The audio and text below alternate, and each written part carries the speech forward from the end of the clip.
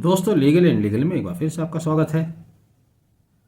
हाल ही में माननीय उच्चतम न्यायालय ने अपने निर्णय में कहा है कि मजिस्ट्रेट किसी ऐसी चार्जशीट का सप्लीमेंट्री चार्जशीट का संज्ञान नहीं ले सकते जिसमें फर्दर इन्वेस्टिगेशन की गई हो और फर्दर इन्वेस्टिगेशन में आईओ द्वारा कोई डॉक्यूमेंट्री या ओरल एविडेंस नहीं लाई गई हो।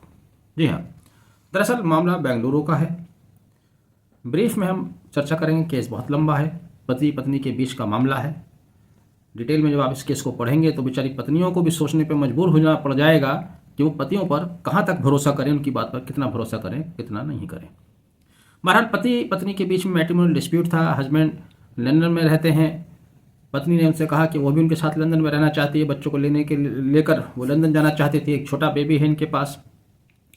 कॉन्फ्रेंस में आकर पत्नी पासपोर्ट के लिए अप्लाई करती है।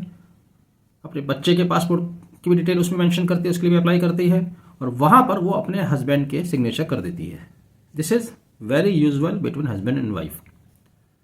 कई बार ऐसा होता है, बहुत जनरल होता है, रेगुलर बेसिस पर होता है और हालांकि भले ही कानून के बरखिलाफ हो कि आपकी पत्नी का एटीएम है और पति द्वारा इस्तेमाल किया जाता है, या हस्बैंड का एटीएम है, पत्नी द्वारा इस्तेमाल कर लिया जाता है। इसी तरह से बहुत सारे फॉर्म पर पत्नी हस्बैंड की सिग्नेचर भी कर देती है उसकी एब्सेंस में। कई बार पति पत्नी की सिग्नेचर कर देता है। लेकिन जब रिश्तों में खटास पैदा हो जाती है और डिस्प्यूट अराइज हो जाता है, तब यही चीज़ें जो कॉन्फिडेंस में की गई थी एक हथियार के तौर पर इस्तेमाल की जाती हैं। तो जब हालात ठीक थे, लेकिन जब बाद में बात बिगड़ी, पत्नी द्वारा 498 के तहत एफआईआर दर्ज कराई गई। अब पति साहब भी सोचते हैं कि अब इसको किस तरह से कहीं घेराबंदी की जाए।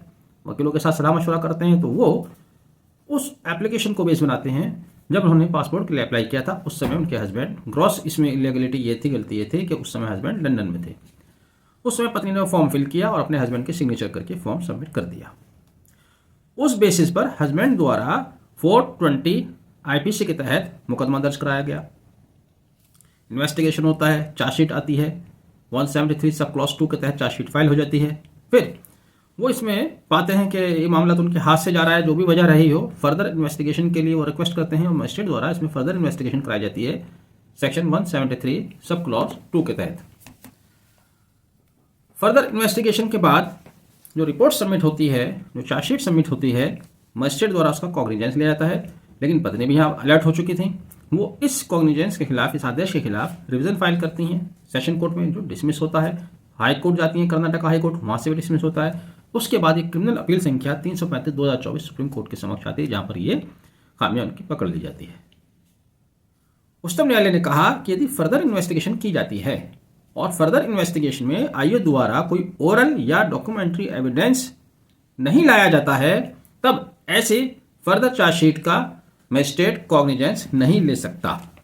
तो जैसे कि मैंने बताया, सेक्शन 173 सब क्लॉज 2 में साफ साफ कहा गया है कि कोई भी ऐसे फर्दर इन्वेस्टिगेशन जो कि आईओ द्वारा की गई लेकिन उस पर ओरल या डॉक्यूमेंट्री एविडेंस नहीं लाया गया है, तो ऐसी फर्दर इन्वेस्टिगेशन का मजिस्ट्रेट द्वारा संज्ञान नहीं लिया जा सकता। बहरहाल ये छोटी छोटी बातें हैं, लेकिन देखिए कितनी बड़ी बन जाती हैं। मजिस्ट्रेट को खुद समझना चाहिए था, मजिस्ट्रेट महोदय ने नहीं समझा, सेशन कोर्ट ने नहीं समझा, हाई कोर्ट ने नहीं समझा, इसीलिए एपेक्स कोर्ट में आकर ये बात पकड़ी गई।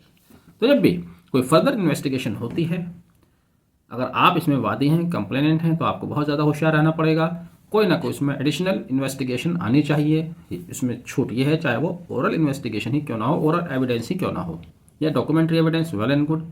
लेकिन अगर ये दो चीज़ें नहीं हैं, तब आप इस तरह लाई गई फर्दर इन्वेस्टिगेशन के आधार पर चार्जशीट को चैलेंज कर सकते हैं।